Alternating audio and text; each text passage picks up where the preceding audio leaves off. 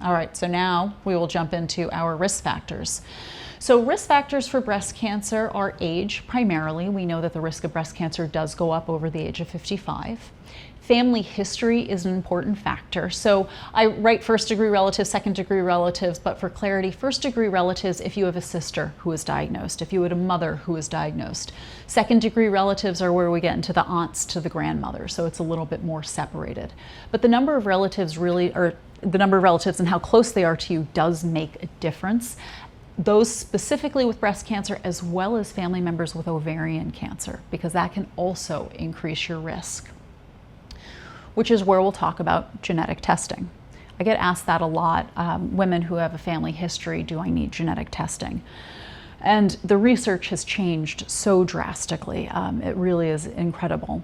But still, only 5% of breast cancers have a connection to a genetic mutation. But anytime a woman comes in my office who has a new diagnosis or high family risk, we have that conversation of where you fall into those criteria. So we are doing more and more genetic testing for our patients, but it's definitely worth a conversation if you have a family history. But age of first period can also increase the risk. So period starting before the age of 13, menopause after the age of 55, age of first pregnancy, so women who have babies over the age of 30, first pregnancy after the age of 35 can increase the risk. Tobacco use, of course, alcohol use, and hormone replacement therapy.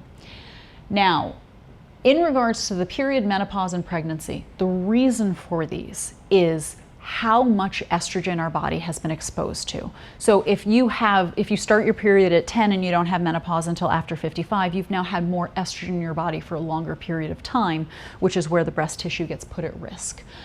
But hormone replacement therapy, and unfortunately age of period, menopause, we can't change that, right? But hormone replacement therapy, let's talk about that. There was that whole study that said hormone replacement therapy is bad. And it really neglected a lot of women who do actually need hormone replacement therapy. Some women go through menopause and it's not fun.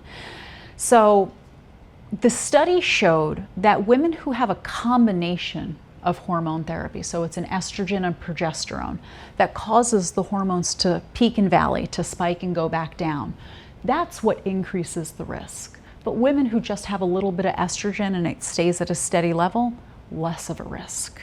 And we know women can be on estrogen for up to 5 years before their risk really gets bumped.